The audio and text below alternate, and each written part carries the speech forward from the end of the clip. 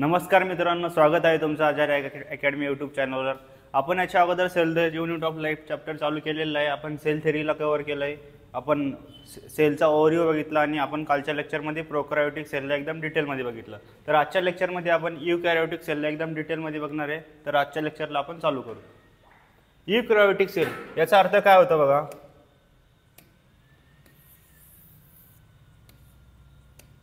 यूचा अर्थ काय होतो? यूचा अर्थ होतो ट्रू। काय होतो? ट्रू। आणि कॅरियोटिक, कॅरॉन म्हणजे काय? न्यूक्लियस। कसा न्यूक्लियस? ज्या सेलचा न्यूक्लियस खरा आहे। खरा म्हणजे काय? न्यूक्लियसला काय? न्यूक्लियर मेम्ब्रेन आहे। काय आहे? Nuclear membrane. ज्या सेलला न्यूक्लियर मेम्ब्रेन आहे आणि ज्याच्या ऑर्गेनल मेम्ब्रेन आहे ते काय झालं? यूकॅरियोटिक सेल। तर यूकॅरियोटिक सेलला कोण रिप्रेझेंट करतं? कोणत्या ग्रुपचे ऑर्गॅनिझम हे यूकॅरियोटिक सेल येतात, सेलमध्ये येतात? आपल्याकडे किती किंगडम आहे? आपल्याकडे 5 किंगडम आहे। कोणता कोणता? मोनेरा, प्रोटिस्टा, फंगी, प्लांटी आणि ॲनिमॅलिया। आपण प्रोकॅरियोटिक सेलमध्ये कोणते कोणते येतात? मोनेरा किंगडममधले जेवढे काही ऑर्गॅनिझम येतात ते कशात येतात? ते प्रोकॅरियोटिक सेलमध्ये। आणि जे काय राहिलेले सगळे ग्रुप आहे, किंगडम आहे आपले, त्याच्यातले सगळे ऑर्गॅनिझम येतात यूकॅरियोटिक सेल। मग आपले कोणते कोणते राहिले? किंगडम प्रोटिस्टा, अजून काय? फंगी, प्लांटी आणि ॲनिमॅलिया।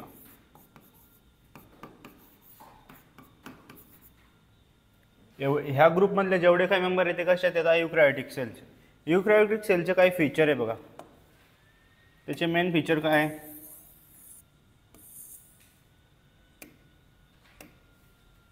यूकॅरियोटिक सेलचा न्यूक्लियस कसा असतो? डेव्हलप असतो। म्हणजे काय? न्यूक्लियर मेम्ब्रेन प्रेझेंट आहे आणि जे काही ऑर्गॅनेल आहे त्यांना पण काय मेम्ब्रेन प्रेझेंट आहे? Membrane bound organelle present. Membrane bound organelles present. तिसरं काय येईल अजून? जे काही प्रोकॅरियोटिक सेल आहे याचं स्ट्रक्चर कसं आहे? कॉम्प्लेक्स आहे।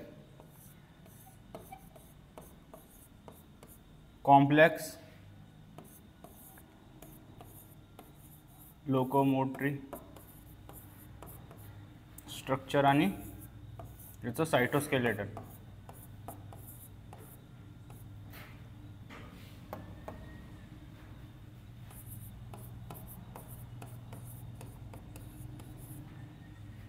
याचं लोकोमेट्री स्ट्रक्चर आणि सायटोस्केलेटल स्ट्रक्चर कसं आहे? कॉम्प्लेक्स आहे। लोकोमेट्री स्ट्रक्चर म्हणजे काय?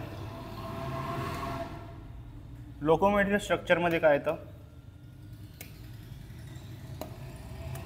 आपण काय बघितलं होतं? प्रोकॅरियोटिक सेलमध्ये लोकोमेशन म्हणजे काय? मूवमेंट करणार। प्रोकॅरियोटिक सेलमध्ये काय होतं? मूवमेंट करणार। प्रोकॅरियोटिक सेलमध्ये काय होतं? फ्लॅजेला। कोणत्या प्रोटीन पासून बनलेला होता? फ्लॅजेला हा फ्लॅजेलिन प्रोटीन पासून।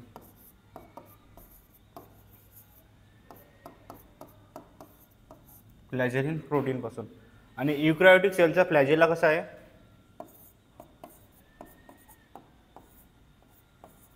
हा ट्यूब्युलिन प्रोटीन। ट्यूब्युलिन जे प्रोटीन आहे त्या प्रोटीन पासून बनलेला आहे। कोणतं? ट्यूब्युलिन। स्पेलिंग चेक करून घ्या एकदा। ट्यूब्युलिन प्रोटीन हे काय? स्पेशल प्रोटीन आहे। आणि सायटोस्केलेटन, सायटोस्केलेटनचा अर्थ काय होतो? सायटो म्हणजे काय? सेल। स्केलेटल म्हणजे काय? स्ट्रक्चर।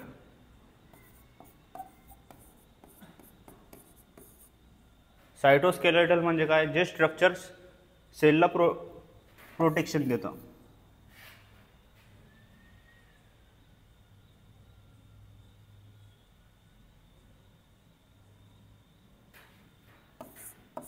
सेलचा ढाचा बनवतं, प्रोटेक्शन देतं।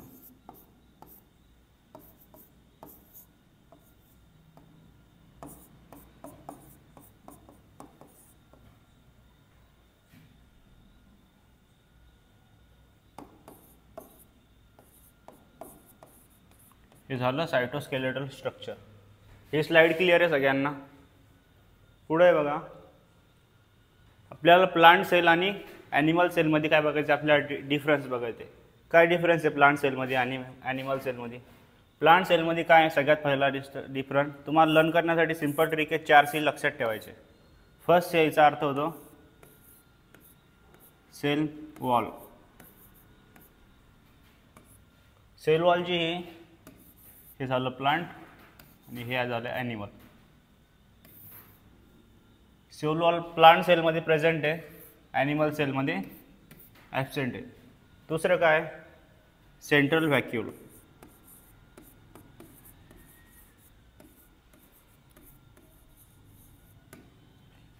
मी फक्त व्हॅक्यूल नाही म्हटलं, मी सेंट्रल व्हॅक्यूल म्हटलं. सेंट्रल व्हॅक्यूल म्हणजे कसं, हा सेल आहे, सेलच्या मध्ये हा व्हॅक्यूल आहे. प्लांट सेलमध्ये किती असतो, 90% व्हॉल्यूम हा प्लांट सेलमध्ये व्हॅक्यूलच कव्हर करतो आणि जो न्यूक्लियस आहे त्याला एकदम कोपऱ्याला पाठवतो. आणि ॲनिमल सेलमध्ये कसं आहे, हा न्यूक्लियस आहे तो सेंटरला असतो आणि व्हॅक्यूल आहे ते साईडला कुठेतरी असतं.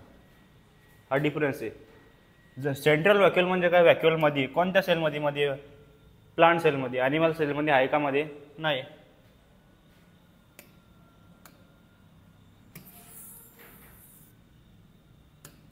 तर मग काय होईल का, सेंट्रल व्हॅक्यूल प्लांट सेलमध्ये प्रेझेंट आहे, ॲनिमलमध्ये ॲबसेंट आहे. दुसरं काय, दुसरं आहे सेंट्रिओल.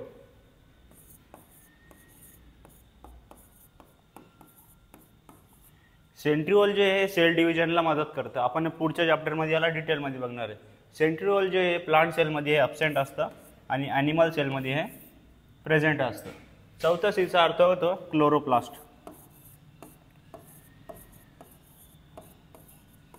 यालाच आपण काय म्हणतो, प्लास्टिड.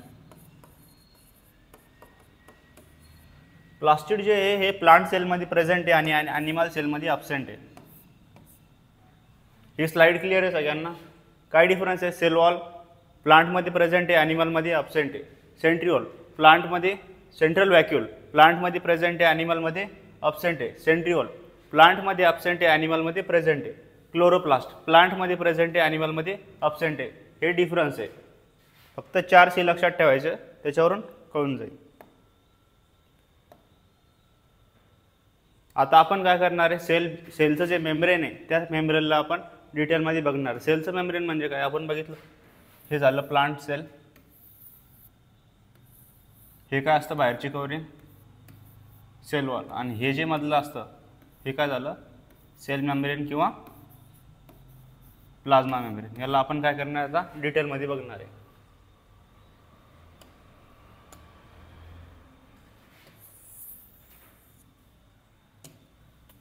प्लांट सेल हे सेल मेम्ब्रेन हे कधीच आपण डिटेलमध्ये याला स्टडी करू शकलो, जेव्हा सेलचं स्ट्रक्चर कसं एकदम बारीक आहे, आपण ते डोळ्यानं बघू शकत का, नाही. जेव्हा इलेक्ट्रॉन मायक्रोस्कोपीची डेव्हलपमेंट झाली त्याच्यानंतर सायंटिस्टला काय झालं, हे स्ट्रक्चरची स्टडी करायला सोपं झालं. तर इलेक्ट्रॉनिक मायक्रोस्कोपी कधी आली बघा, 1950s नंतर. कधी,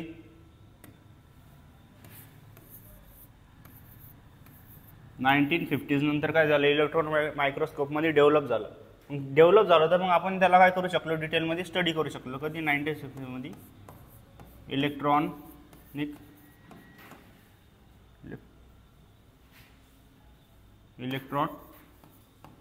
मायक्रोस्कोपी.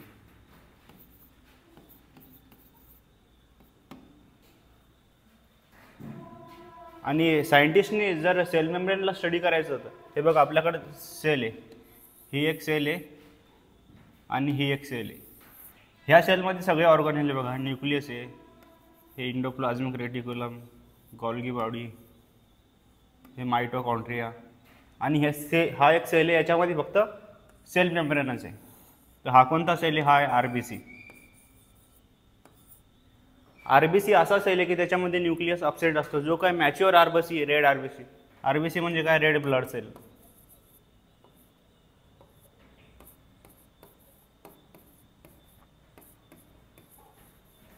जे काय मॅच्युअर आरबीसी आहे याच्या स्ट्रक्चरमध्ये फक्त सेल मेम्ब्रेन दिसते आपल्याला, बाकीचे ऑर्गॅनेल नाही आहे. जेव्हा सायंटिस्टला हे कळालं तर ते शॉक झाले की असं सेल कसं काय असू शकतं की त्याच्यामध्ये ऑर्गनेलच नाही आहे. म्हणून सायंटिस्टनी ह्या सेलला काय नाव दिलं, गोस्ट सेल.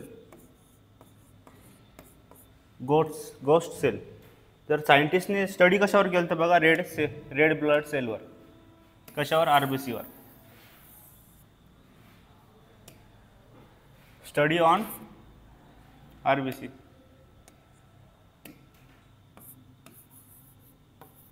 Red blood cell. यालाच आपण इरेथ्रोसाइट पण म्हणतो. ही स्लाइड क्लिअर आहे सगळ्यांना? पुढे बघा, सेल मेम्ब्रेन हे कसं बनतं? लिपिड आणि प्रोटीन पासून. कशापासून बनतं?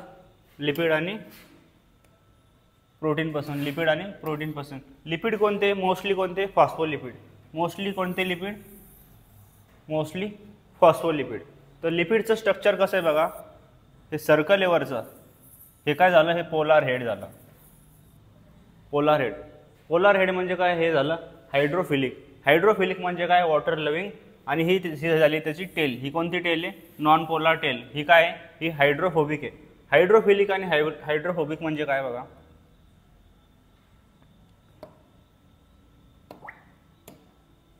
ही आपली सेल आहे, सेल मेम्ब्रेन आहे. सेल मेम्ब्रेनच्या आत काय असतं? खूप सारं वॉटर असतं, बाहेर पण आणि आत पण. सेलच्या आत हे काय? खूप सारं वॉटर, आणि बाहेर पण काय? खूप सारा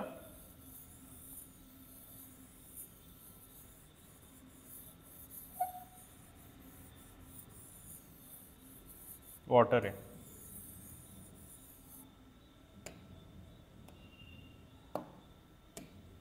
ही काय? आपली सेल मेम्ब्रेन आहे. हायड्रोफिलिक. हायड्रोफिलिक म्हणजे काय? Water loving.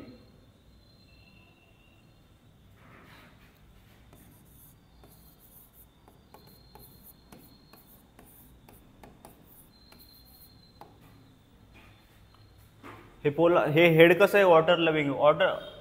हायड्रोफोबिकचा सिंपल अर्थ आहे असं समजा, आणि हायड्रोफोबिकचा सिंपल अर्थ आहे याला वॉटरची ॲलर्जी आहे. जर याच्याजवळ जर वॉटरजवळ हे टेल गेली तर याला ॲलर्जी आहे, आणि हेडला ही ॲलर्जी नाही आहे. म्हणून काय असतं बघा, सेलचं हे जे स्ट्रक्चर आहे,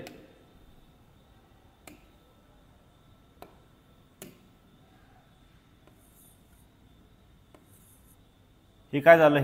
हेड जर पाण्याला टच झालं तर याला काही प्रॉब्लेम नाही, कारण की ते वॉटर लविंग आहे. आणि ह्या जे टेल आहे, ह्या जर पाण्याला टच झाल्या तर ह्या काय? हायड्रोफोबिक आहे, यांना पाण्याची ॲलर्जी आहे. तर मग सेलचं स्ट्रक्चर कसं असतं? सेल मेम्ब्रेनचं हे लिपिड आणि प्रोटीन हे असे अरेंज असतात. जे वॉटरच्या साईडला आहे ते हेड असतं, आणि मधल्या साईडला काय असतं? जिथं वॉटर नाही तिथं टेल असतं. असं जे स्ट्रक्चर आहे हे लिपिडचं स्ट्रक्चर. ही स्लाइड क्लिअर आहे? पुढं आपल्याला सेल मेम्ब्रेन कशी बनती? प्रोटीन आणि लिपिडची. आपण लिपिडला बघितलं, आता प्रोटीनला आपण दोन पार्टमध्ये डिवाइड करू शकतो. कोणतं? कशाच्या बेसिसवर? Easy extraction. म्हणजे बघा, ही सेल आहे, सेलच्या वरती आपण कशाला दोन याच्यामध्ये डिवाइड करू. पेरिफेरल म्हणजे काय? त्याला आपण इझिली एक्स्ट्रॅक्ट करू शकतो. समजा हे सेल मेम्ब्रेन आहे, सेल मेम्ब्रेनवरती हे प्रोटीन आहे. या प्रोटीनला आपण इझिली एक्स्ट्रॅक्ट करू शकतो का? यस, करू शकतो. म्हणून याला काय म्हणतो आपण? पेरिफेरल. आणि इंट्रेन्सिक म्हणजे काय? सेलच्या मध्ये फसलेलं. हे काय झालं?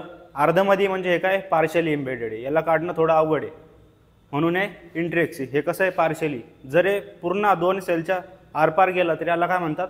Fully embedded. काय? Fully embedded. हे काढणं अवघड आहे का सोपं आहे? अवघड आहे. म्हणून हे कशाच्या बेसिसवर? एक्स्ट्रॅक्शन. Ease of extraction. कोणतं काढणं सोपं आहे? कशात आपण डिवाइड केलं? याला दोन याचे क्लासिफिकेशन केलं. काय? इंटिग्रल प्रोटीन आणि इंट्रेन्सिक प्रोटीन आणि पेरिफेरल प्रोटीन. यालाच दुसरं नाव काय? एक्स्ट्रेन्सिक. हे इंट्रेन्सिक, हे एक्स्ट्रेन्सिक. इंट्रेन्सिकला आपण परत दोन याच्यात डिवाइड करू शकतो. कसं? पार्शली म्हणजे काय? सेल मेम्ब्रेनमध्ये हे थोडंसं गेलं आहे, फक्त एकाच मेम्ब्रेनमध्ये गेले. ते सेलच्या दोन लेअर असतात ना, जी काय फर्स्ट लेअर आहे त्याच्यामध्ये हे प्रोटीन गेलं, म्हणून याला काय म्हणतात? पार्शली. आणि होल्ली किंवा फुल्ली इम्बेडेड म्हणजे काय? दोन्ही दोन्ही लेअरच्या आरपार गेलं. हे काय झालं, हे फुल्ली इम्बेडेड झालं. हे स्लाइड क्लिअर आहे सगळ्यांना. पुढे बघा, जे काय प्रोटीन आणि लिपिडचा जो काय रेशिओ आहे ते सगळ्या सेलमध्ये हा सेम नसतो. काय प्रोटीन आणि लिपिडचा जो काय रेशिओ आहे सगळ्या सेलमध्ये सेम नसतो. तो काय करतो, तो व्हॅरी करतो. आपल्याला NCERT मध्ये एक डाटा दिला आहे, RBC मध्ये जे प्रोटीन आहे ते किती % आहे, ते 52%. किती %? 52%. आणि जे काही लिपिड आहे ती किती % आहे, ते हे 40%. आणि जे काही कोलेस्ट्रॉल आणि कार्बोहायड्रेट हे किती % आहे, 8%. किती आहे, डाटा लर्न पाहिजे आपल्याला. Protein 52%, lipid 40%, carbohydrate 8%. हे सगळ्या सेलमध्ये वेगवेगळं असतं. आपल्याला NCERT मध्ये RBCचं दिलं आहे म्हणून आपण RBCचंच बघणार. पुढे बघा आपल्याला फ्लुइड मोझॅइक मॉडेल. फ्लुइड मोझॅइक मॉडेल काय सांगतं बघा, सिंपलची गोष्ट आहे. फ्लुइड मोझॅइक मॉडेल काय असतं, जसं आपला समुद्र असतो, आपण समजा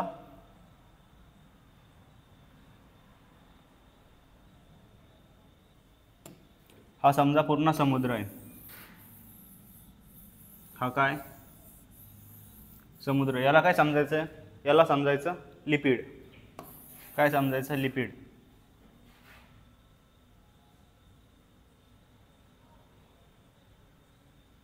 आणि समुद्राच्या मध्ये काय असतं, काही आईसबर्ग असतात.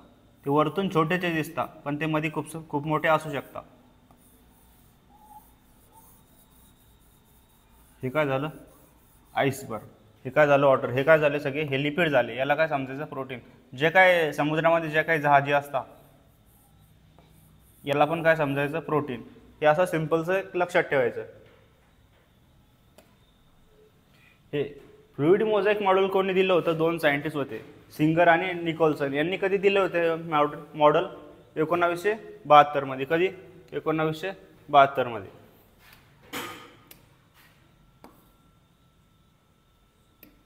फ्लुइड मोझॅइक मॉडेल काय स्टेट करतं, याला समजायचं लिपिड म्हणजे काय, वॉटर मॉलिक्युल आहे. कशामध्ये, सी मध्ये.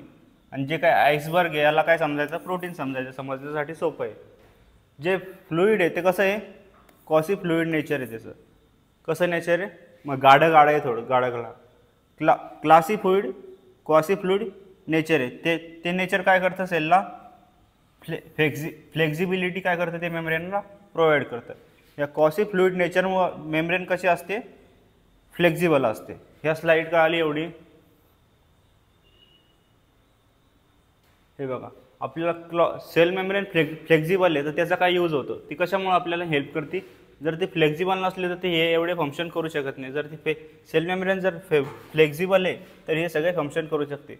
सेल ग्रोथ म्हणजे काय,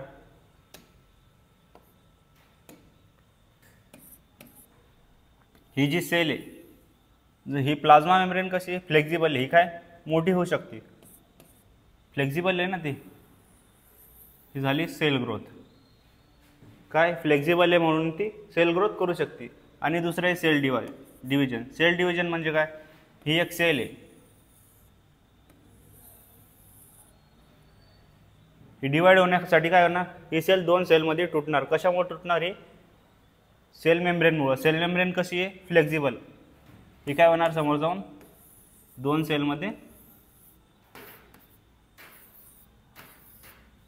सेलमध्ये डिवाइड होणार. म्हणून हे काय करते, सेल डिव्हिजनला पण मदत करते. कशामुळं, फ्लेक्झिबल आहे त्याच्यामुळं. दुसरं काय करते, ते सिक्रेशन. सिक्रेशन म्हणजे काय, सेलमधून एखादी गोष्ट बाहेर काढणं. समजा हे सेल मेम्ब्रेन आहे आणि आपल्याला समजा हा सबस्टन्स सेलच्या बाहेर काढायचा, तर कसं काढणार, ही कशी व्हेसिकल तयार होणार. आपण कालच्या लेक्चरमध्ये बघितलं होतं व्हेसिकल. याच्यात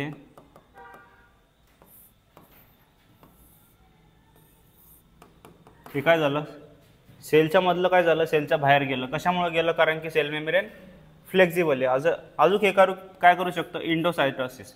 इंडोसायटोसिस म्हणजे काय, सेलच्या बाहेरची वस्तू सेलमध्ये आणणं. काय, सेलच्या बाहेरची वस्तू सेलमध्ये आणणं म्हणजे काय, इंडोसायटोसिस. ही सेलच्या बाहेरची वस्तू आहे, सेलमध्ये आणण्यासाठी काय करणार आहे, फ्यूज करणार सेल मेम्ब्रेन सोबत. त्याच्यानंतर काय, व्हेसिकल. ही ज्या काय वरची व्हेसिकल आहे ही सेल मेम्ब्रेनशी जॉईन होणार आणि जो काय सबस्टन्स आहे तो मध्ये येणार. याला काय म्हणतात, इंडोसायटोसिस. आणि याचं अजून एक काय फंक्शन आहे, सेल टू सेल जंक्शन करणं, जे काय आपला टिश्यूवाला चॅप्टर आहे त्याच्यामुळं त्याच्यामध्ये आपण सेल जंक्शनला एकदम डिटेलमध्ये बघणार आहे. सेल जंक्शन काय असतं एक सिंपल बघा. ही जी सेल आहे या सेलला दुसऱ्या सेलशी अटॅच व्हायचं समजा, तर हे काय करणार, याची जी मेम्ब्रेन आहे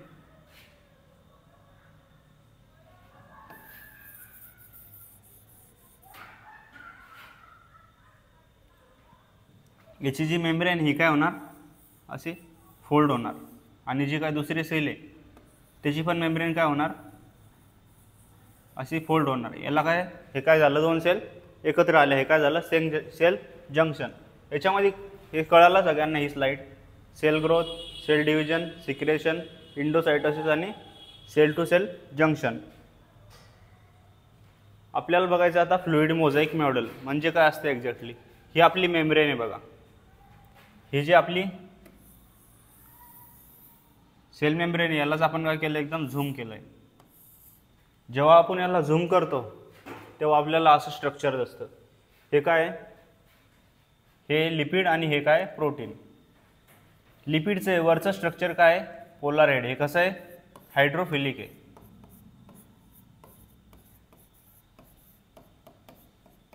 वॉटर लविंग. आणि हे काय, टेल, हायड्रोफोबिक.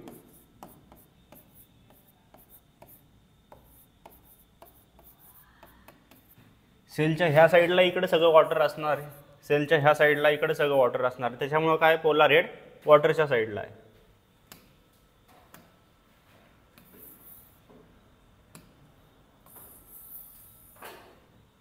पोलार हेड काय, वॉटरच्या साईडला. ह्या लेअरच्या मध्ये आपल्याला काय प्रोटीन दिसतं. हे काय, सेलच्या वरती. आपण याला इझिली एक्स्ट्रॅक्ट करू शकतो, म्हणून याला काय म्हणतो आपण, इंट्रिन्सिक प्रोटीन. हे कसं आहे, सेलच्या वरतीच आहे, सेलच्या मेम्ब्रेनलाच आहे. आणि हे जे काय प्रोटीन आहे पूर्ण काय सेलच्या आरपार गेलं आहे, सगळ्यात मोठं प्रोटीन. याला काय म्हणतात, ट्रान्समेम्ब्रेन प्रोटीन किंवा टनल प्रोटीन किंवा कॅरियर प्रोटीन. ह्या प्रोटीन समजा एखादा सबस्टन्स आहे त्याला आपल्याला सेलच्या मध्ये आणायचं आहे, आणि तो सबस्टन्स कसा आहे, तो हायड्रोफिलिक आहे. तो इथून जाणार नाही, कारण की तो हायड्रोफिलिक आहे. त्याला कुठून जावं लागेल, त्याला जावं लागेल ह्या टनल. प्रोटीन थ्रू काय करणार, प्रोटीन काय करणार, त्याला रस्ता बनवून देणार इथून इथे येण्यासाठी. हे ह्या प्रोटीनचं काम आहे, म्हणून याला काय म्हणतात, टनल प्रोटीन किंवा कॅरियर प्रोटीन. जे काय हे प्रोटीन आहे हे फक्त एकाच लेअरमध्ये बसलेलं आहे, काय, एकाच लेअरमध्ये. म्हणून याला काय म्हणतात, इंट्रिन्सिक प्रोटीन. म्हणजे काय, पार्शली बरीड. पार्शली म्हणजे काय, थोडासा सेलच्या मध्ये गेला आहे. आणि हे काय वरचं स्ट्रक्चर दिसते आपल्याला, हे असतं कार्बोहायड्रेट शुगर. काय, कार्बोहायड्रेट शुगर. जर हे कार्बोहायड्रेट शुगर प्रोटीनला लागलेले असेल त्याला काय म्हणता, ग्लायकोप्रोटीन. जर हे लिपिडला लागलेलं असेल तर त्याला काय म्हणता, ग्लायकोलिपिड. ही झाली फर्स्ट लेअर, ही झाली सेकंड लेअर. ह्या लेअरच्या मध्ये बघा हे सारे लाल स्ट्रक्चर दिसत आहे, हे कोलेस्ट्रॉल.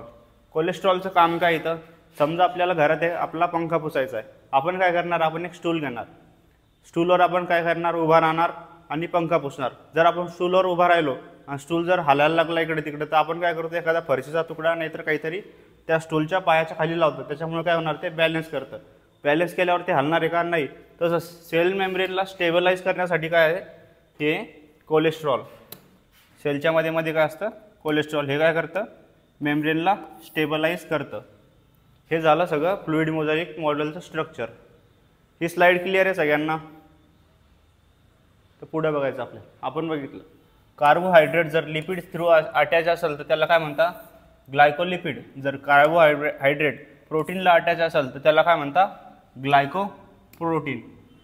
हे काय, ग्लायकोलिपिड आणि ग्लायकोप्रोटीन हे कोणत्या साईडला होतं, हे एकाच साईडला होतं, बाहेरच्या साईडला. आतल्या साईडला होतं का, नाही. कोणत्या साईडला होतं, बाहेरच्याच साईडला. म्हणून याला काय म्हणता, असिमेट्रिक. काय, found in only outer side of the membrane. म्हणून याला काय म्हणता, या मेम्ब्रेनला काय म्हणता, असिमेट्रिक. काय, असिमेट्रिक. ही स्लाइड क्लिअर आहे सगळ्यांना. पुढे बघायचं आपल्याला.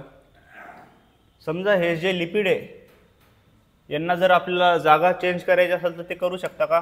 जर ह्याला इकडं जायचं आहे आणि याला इकडं जायचं तर ते जाऊ शकता का, यस जाऊ शकता. जेव्हा ते ही मुवमेंट करता त्या मुवमेंटला म्हणता काय, लॅटरल मुवमेंट.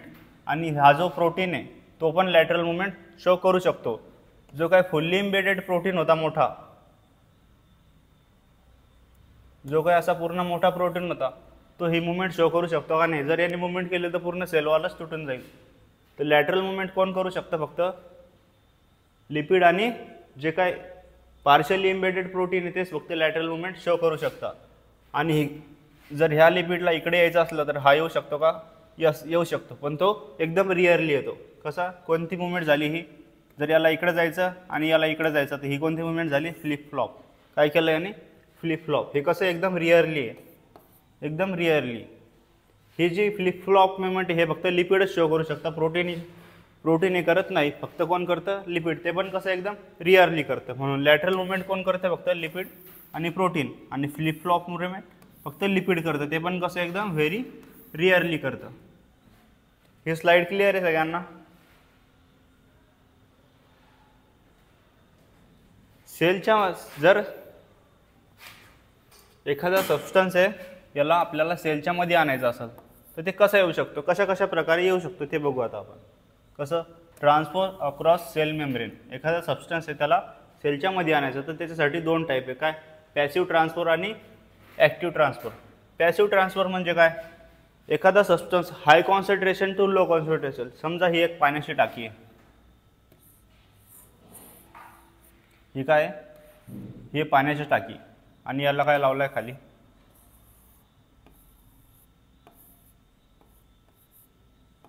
हा लावला नळ.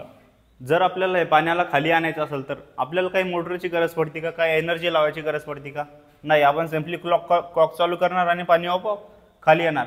पाणी कसं इकडे, कारण की जास्त पाणी आहे इकडे आहे का, नाही, म्हणून जास्तकडून कमीकडे येणार. म्हणून याला काय म्हणता, याला म्हणता पॅसिव्ह ट्रान्सपोर्ट. जर आपल्याला समजा पाण्याला इथून वरती न्यायचं आहे तर ते कसं नेणार, ते आपोआप जाणार आहे का, नाही. त्याला आपल्याला मोटर लावावं लागेल, म्हणजेच काय, एनर्जी खर्च करावं लागेल. ह्या ट्रान्सपोर्टसाठी एनर्जी खर्च करतोय, म्हणजेच काय, ॲक्टिव्ह ट्रान्सपोर्ट. जर एखाद्या सिस्टमला हाय लो कॉन्सन्ट्रेशन थ्रू हाय न्यायचं असलं म्हणजे अगेन्स्ट द कॉन्सन्ट्रेशन, त्याला काय म्हणता, ॲक्टिव्ह ट्रान्सपोर्ट. त्याच्यासाठी काय ATP यूज होता, म्हणजेच काय, एनर्जी यूज होतं. कसं, अगेन्स्ट द कॉन्सन्ट्रेशन म्हणजे लो टू हाय. आणि पॅसिव्ह म्हणजे काय, याच्यामध्ये आपल्याला ATP यूज करायची गरज पडते का, नाही. हे कसं असतं, हाय टू लो. हे कळालं सगळ्यांना. दुसरे आपण पॅसिव्हला परत दोन याच्यात डिवाइड करू शकतो. कसं, सिंपल डिफ्युजन आणि फॅसिलिटेड डिफ्युजन. सिंपल डिफ्युजन म्हणजे काय, समजा हे काही सबस्टन्स आहे, आपल्याला याला सेलच्या आतमध्ये न्यायचं आहे. पॅसिव्ह म्हणजे काय, एकदम हाय कॉन्सन्ट्रेशन टू लो कॉन्सन्ट्रेशन. याला आपल्याला एनर्जी खर्च करायची गरज आहे का, नाही. जे काही न्यूट्रल मॉलिक्युल आहे ते डायरेक्टली कसे जाणार, सिंपल डिफ्युजन थ्रू. म्हणजे हाय कॉन्सन्ट्रेशन टू लो कॉन्सन्ट्रेशन, हे झालं सिंपल डिफ्युजन. आणि फॅसिलिटेड म्हणजे काय, हे पण जाणार हाय टू लोच, पण याच्यासाठी काय लागणार आहे, आपल्याला टनल लागणार आहे. म्हणजेच काय, कॅरियर प्रोटीन लागणार आहे. कसं जाणार आहे, हाय टू लो. कोणते मॉलिक्युल, पोलर मॉलिक्युल. कसे, हाय टू लो. पण आपल्याला काय लागतं, याच्यात एनर्जी लागत नाही, पण काय लागतंय, प्रोटीन लागतंय. तसंच याच्यात कसं बघितलं आपण, हाय लो टू हाय. समजा ही सेल मेम्ब्रेन आहे आणि इकडं काही मॉलिक्यूल आहे.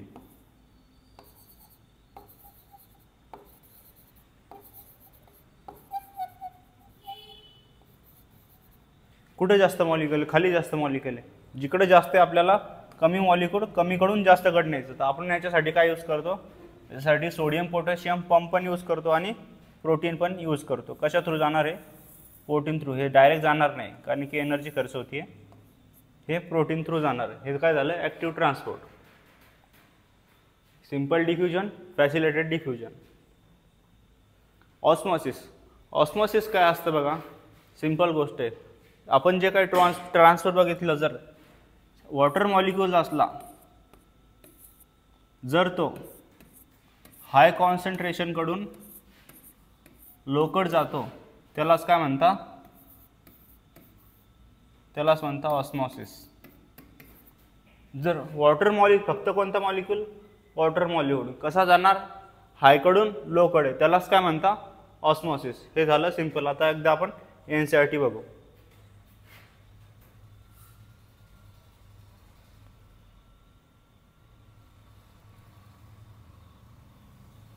हे बघा NCERT. आपण काय बघितलं आज युकॅरियोटिक सेल.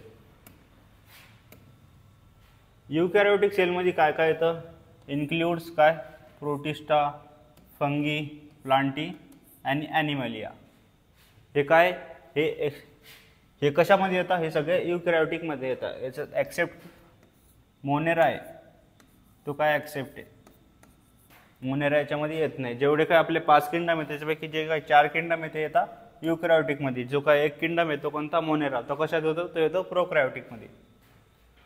हे काय आहे? Extensive compartmentalisation in cytoplasm. म्हणजे काय?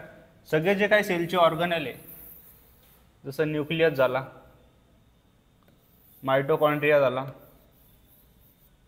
व्हॅक्युल झालं, लायझोझोम झालं, हे कसे वेगवेगळ्या त्यांच्या कंपार्टमेंटमध्ये. आणि प्रोकॅरियोटिक सेलमध्ये असं होतं का त्यांना तर मेम्ब्रेनच नव्हती, ते असेच पडलेले होते. याच्यामुळे सेलमध्ये काय झालं? कंपार्टमेंट तयार झाले. म्हणून इथं काय एक्सटेन्सिव्ह कंपार्टमेंटलायझेशन इन सायटोप्लाझम. सायटोप्लाझममध्ये काय झालं? कंपार्टमेंट तयार झालं.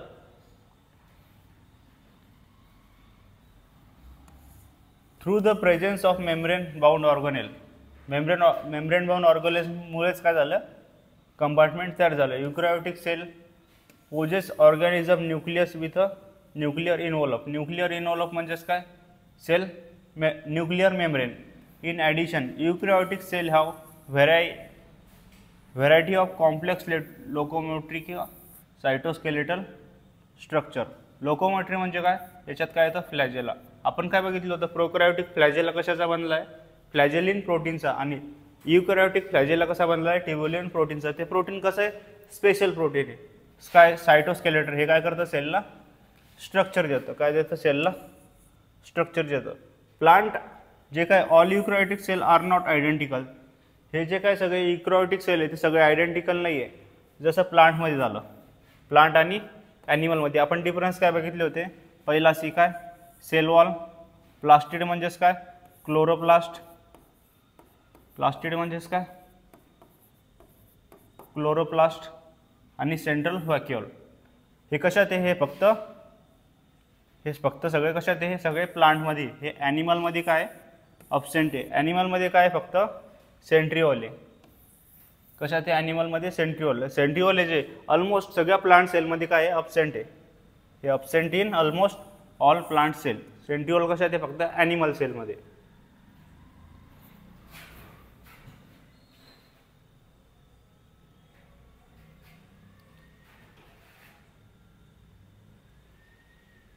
हे बघा, प्लांट आणि ॲनिमल सेल बघा इथं. या दोन्हीच्यात डिफरन्स काय? याच्यामध्ये काय? प्लाझ्मोडेस्माटा आहे. दुसरं काय? व्हॅक्यूल आहे. कोणतं व्हॅक्यूल? सेंट्रल व्हॅक्यूल. आणि मिडल लॅमेला आहे. आपण पुढच्या लेक्चरमध्ये बघू. हे काय? सेल वॉल आणि क्लोरोप्लास्ट. हे काय? याच्यामध्ये युनिक आहे. आणि जे काय ॲनिमल सेलमध्ये याच्यामध्ये युनिक काय? फक्त सेंट्रिओल. बाकी सगळं दोन्ही याच्यात सेम आहे. काय? Chloroplast, cell wall, vacuole, middle lamella, प्लाझ्मोडेस्माटा.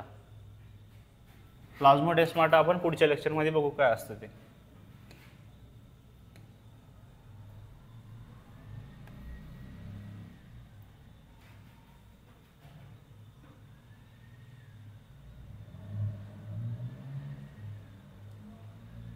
Sale membrane बघायचं आता आपल्याला.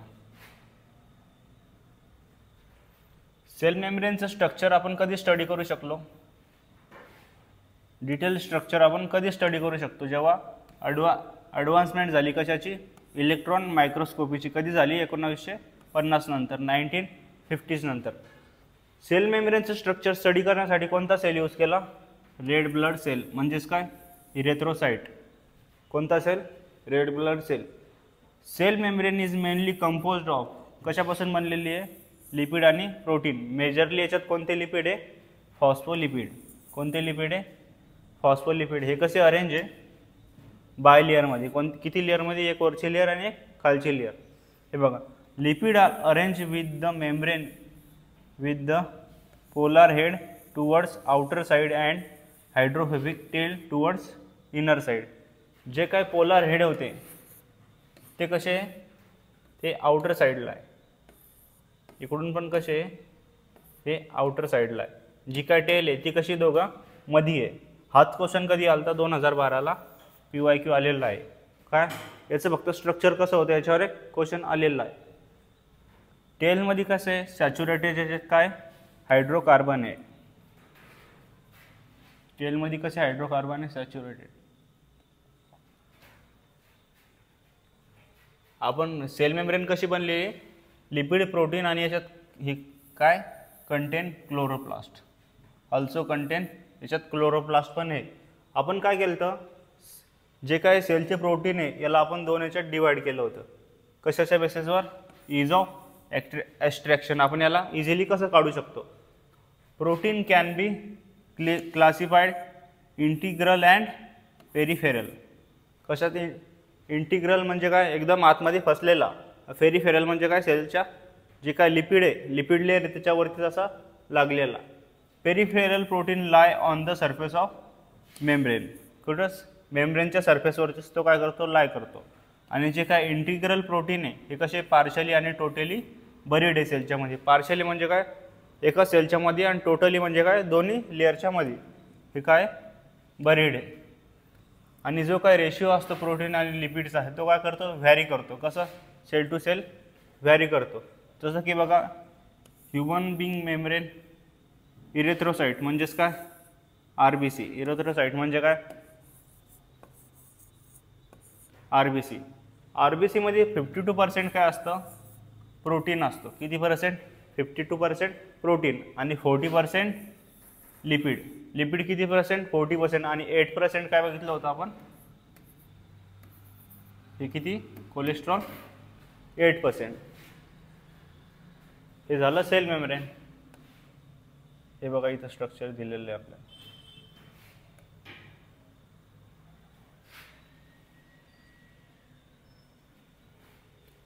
हा प्रोटीन कसा आहे सेलच्या वरतीच लागलेला आहे म्हणून याला काय म्हणलं पेरिफेरल.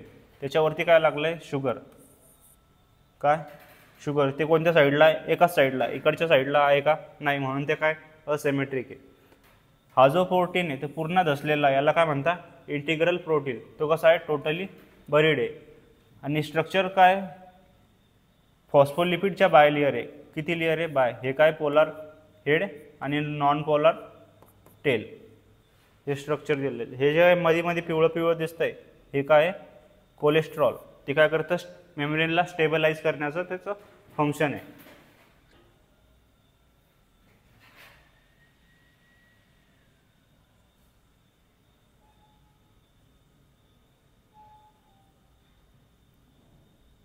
आता बघायचं आपल्याला fluid mosaic model. Fluid mosaic model कोणी दिलं होतं सिंगर आणि निकोल्सननी. कधी दिलं तर 1972ला. हा क्वेश्चन कधी आला आहे 2022ला. कोणता फ्लुइड मोझाईक मॉडेल कोणी दिलं तर सिंगर आणि निकोल्सननी. हे काय मोस्ट एक्सेप्टेड मॉडेल आहे. कोणतं आहे मोस्ट एक्सेप्टेड मॉडेल कोणतं आहे fluid mosaic model. Quasi fluid nature of lipids enable lateral movement of protein. जे काय प्रोटीन आणि लिपिड आहे कोणते प्रोटीन पार्शली इम्बेडेड ते काय लॅटरल मुवमेंट शो करू शकता. आणि जे काय लिपिड आहे ते फ्लिप फ्लॉप मुवमेंट पण शो करू शकता. पण ते कधी most rarely over bilayer within the major that is fluidity. Membrane कशी फ्लुइड आहे. मेम्ब्रेनच्या नेचरवरून काय झालं त्याचं इम्पॉर्टन्स आहे काय ते हेल्प कशाला करतं आपल्याला. त्याचे फंक्शन काय सेल ग्रोथला हेल्प करतं. सेलचे जंक्शन फॉर्मेशनला पण काय करतं हेल्प करतं. सिक्रेशनला हेल्प करतं. इंडोसायटोसिसला हेल्प करतं. सेल डिव्हिजनला पण हेल्प करतं. कशामुळे त्याच्या नेचरमुळे. कसं आहे नेचर त्याचं फ्लेक्झिबिलिटी. कशामुळे कॉसी फ्लुइडमुळे त्याचं नेचर कसं आहे फ्लेक्झिबिलिटी आहे. जे काय पॅसिव्ह ट्रान्सपोर्ट आहे ते काय असतं त्याला एनर्जीची रिक्वायरमेंट आहे का आहे का नाही. ते कसं आहे हाय कॉन्सन्ट्रेशन टू लो कॉन्सन्ट्रेशन. हे काय झालं पॅसिव्ह ट्रान्सपोर्ट. याच्यामध्ये आपल्याला एनर्जीची गरज पडली का नाही. सेल वॉल कशी ही सिलेक्टिव्हली परमेबल आहे आपण आधीच बघितलेलं आहे. आणि काय करते मॉलिक्यूलला ट्रान्सपोर्ट करते. कोण ट्रान्सपोर्ट करतो सेल मेम्ब्रेन. कशी येते सिलेक्टिव्हली परमेबल. पॅसिव्ह ट्रान्सपोर्ट म्हणजे काय हाय कॉन्सन्ट्रेशन टू लो कॉन्सन्ट्रेशन, याला एनर्जीची रिक्वायरमेंट पडते का? नाही. म्हणून without any requirement of energy, हे काय? Passive transport.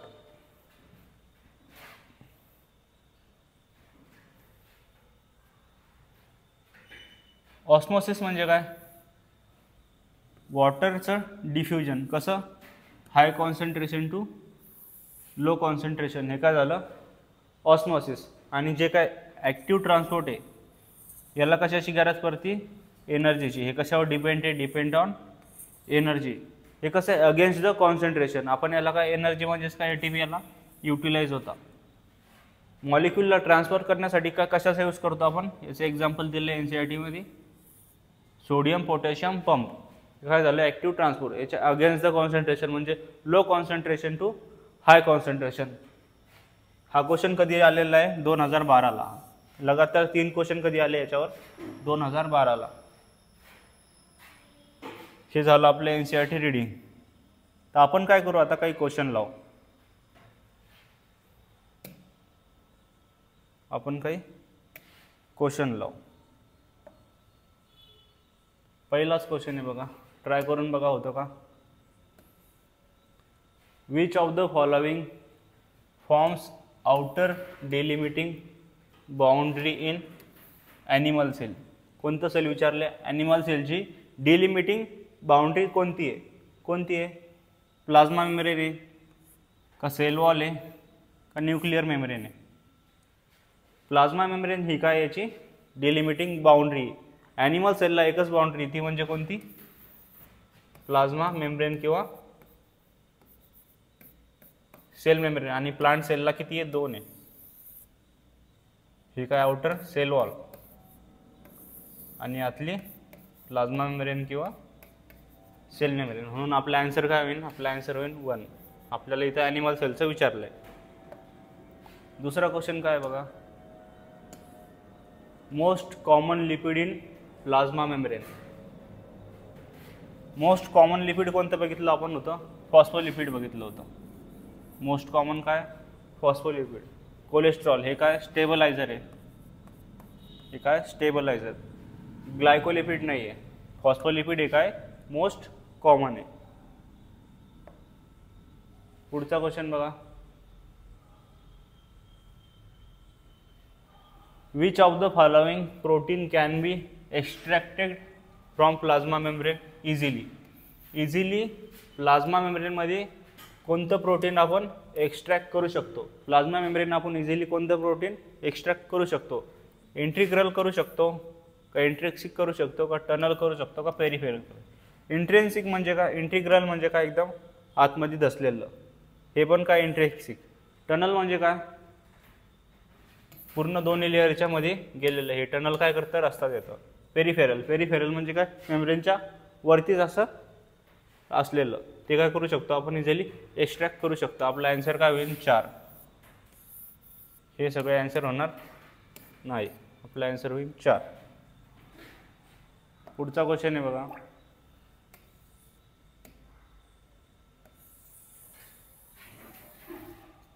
Plasma membrane is. Plasma membrane कशी आहे?